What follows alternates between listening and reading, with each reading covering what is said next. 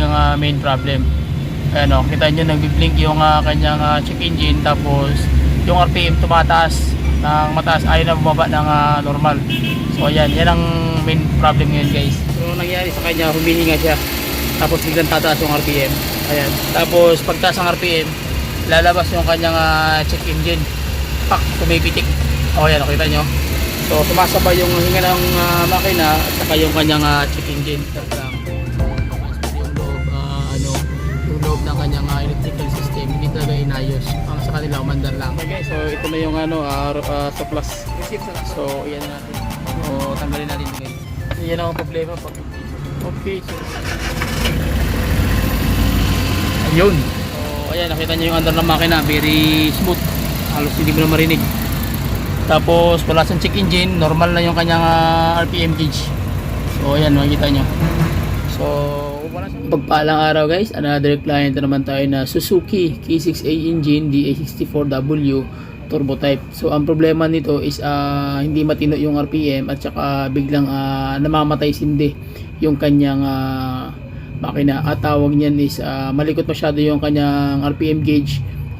Mataas masyado yung kanyang idling, so hindi malaman ng may-ari kung ano yung mga gagawin. So bagong overhaul to, pero ganoon man malikot masyado yung kanyang RPM. So check natin guys kung ano yung mga dapat natin gawin, basic pointers pa rin. So tara, let's go. Okay, so ito ngayon ang problema pag pinandar mo yung makina. So check natin, start yung makina. So ang concern ng may-ari, bakit daw biglang nag-wild ang RPM. So sa unang arangkada, okay pa naman siya. Ayan. Sa unang start, medyo okay yung andar. So dapat niya, bilang ka ng 1 to 10, dapat yan yung RPM, babagsak na into normal. Pero ang nangyari sa kanya, humihinga siya. Tapos biglang tataas yung RPM. Ayan. Tapos pagtaas ng RPM, lalabas yung kanyang check engine. Pak, tumipitik. O ayan, okay. Nangyayari dyan, bigla siyang, ayan o, kita nyo, nagbiblink yung kanyang check engine. Although umaandar naman yung makina, pero bigla siya nag-blink. Tapos yung RPM mataas na masyado. Tawag yan, hindi mo na maintindihan. Okay? So yan talaga nagiging main problem. Ayan o, kita nyo nag-blink yung kanyang check engine. Tapos yung RPM tumataas ng mataas, ayaw na bumaba ng normal. So ayan, yan ang main problem ngayon guys. So okay, so ang gawin natin, undergo natin ang engine scan. So tips, basic pointers pa rin. Pag once nga naka-encounter ka ng ganito, so ang problema niya, number 1, sensor. Pero sa mga nag-uula, alam ba, wala kayong scanner, so kung yung gagawin dyan is sensor lang, kailangan marunong kayo mag-reading. Basahin nyo yung voltahe na bumula sa ECM, papunta sa sensor, o kung hindi, yung wire baka putol. Okay?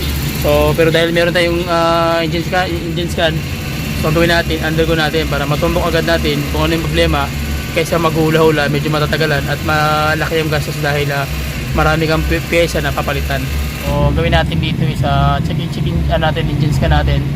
Try natin mabasahin yung code kung ano yung fault code na lumalabas dito. Okay, para malaman natin kung ano yung gagawin natin step. So kita nyo, tumataas ang kusang RPM. So tara, check natin yung makina. Scan natin guys, pati natin yung makina.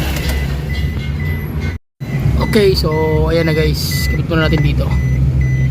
Okay, so ayan, sa mga Suzuki na multicab, yung mga kinonvert, so mangyayari dyan, makikita nyo, ayun o, hindi maganda yung pagkaka-file ng mga fuse box, kung saan na lang pinaglalagay, hindi man ang inayos.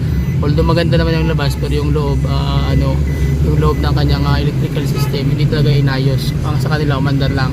So ito po yung location ng kanyang DLC. Minsan naman nandun yun sa kabila, minsan nandito dito sa taas, kasi tinatago yung minsan dahil yung naglalaylay, pangit tingnan. Okay, so scan na natin guys para makita natin. So ayan, lalabas yung code na wait lang, yun natin susi, yan naka-on. So ayan, naka-on ang susi. So pwede ka rin bumili ng yung Tinker na scanner, yung Bluetooth type lang, pero medyo mahal yung mga 22 million yung Tinker na yun. Nagbabasa ng kanyang sa ganitong mga makina. So select brand ka lang, enter ka lang, enter, tapos hanapin mo lang yung Suzuki.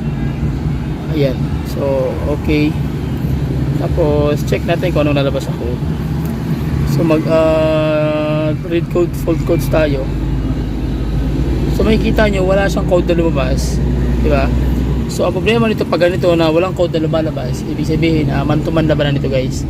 So most sa mga na-encounter ko nito, ang nangyayari dyan is ang nangyayari dito karamihan is sensor. So pag ganyan na na taas RPM, ang problema nito unang-una, ang chine-check namin ito yung kanyang supply ng kuryente.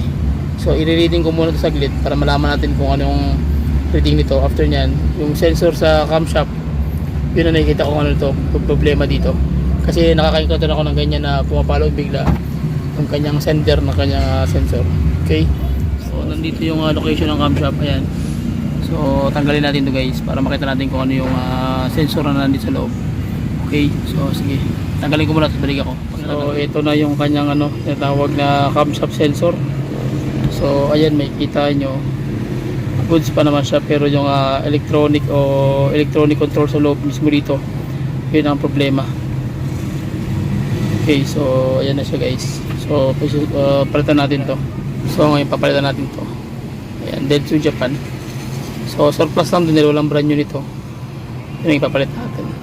Sige, hanap tayo ng parts tapos break tayo. Okay guys, so ito na yung surplus.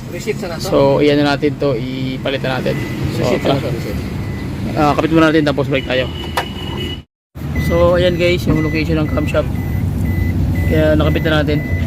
So bago na yan, huwag natin papandarin natin. So before natin pandarin yan, basic pointers pa rin. Kailangan i-reset nyo muna yung battery para mag-drain yung capacitor doon sa loob ng ECM.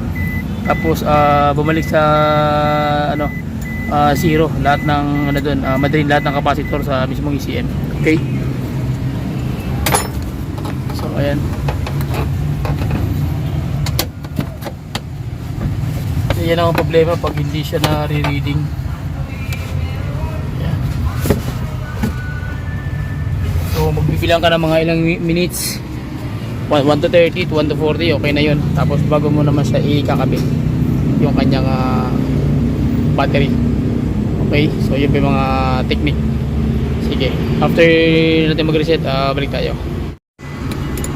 Okay, so ayan na guys, kapit na natin yung battery after reset. Ayan, so start natin makina. Okay, so nakabit na rin yung camshaft. Ayan, okay na. So paka natin yung brake. Start. Ayun, kita nyo yung andar, tahimik na. Tahimik na siya guys. Okay na yung tira natin. Ayan o. So makita mo wala nang blink yung dashboard. Tapos yung kanyang RPM na gauge normal na, nasa 14, 13. So panalo na yan. So mag aircon tayo. Check natin kung mag-vibrate ba to. Aircon, ayun, nakita. So ayan, naka-aircon tayo. Yan. So yung kanta ng engine, okay lang. So malamig, panalo na. Yan. So makita mo yung andar, napaka-kampante. Plus hindi mo na maramdaman yung andar ng engine guys. Ayan o. Kampanting andar ng engine. So ayan, nakita nyo yung andar ng makina, very smooth. Halos hindi mo na marinig. Tapos wala siyang check engine, normal na yung kanyang RPM gauge. So ayan, makikita nyo. So wala siyang code. Kaya ganun mostly na encounter namin ng ating tirador, Brad Ping Ramos, yan, ng Carsing TV. So yun na encounter namin pag yung nag-blink ng mataas tapos malikot masyado. So yung sender ng ECM binabato mali, kaya ang nangyayari yan, nasisira yung katong camshaft sensor. Kaya yan ang mostly yung pinapalitan namin. Kasi dito pag walang walang code na lumalabas, automatic yan, trial and error ka, maghula-hula ka, either ECM o IECB, oxygen sensor, pressure sensor. So maraming sensor to, kaya nangyayari niyan, lumalaki yung gastos. Okay, so pag ganun, ang nangyayari agad yan, yung sender ng kanyang camshaft sensor. Okay, so yun lang guys, maraming salamat sa walang sawang suporta sa ating mga YouTube followers, subscriber. Please share my video and then subscribe to your channel. Bye bye and God bless. See you.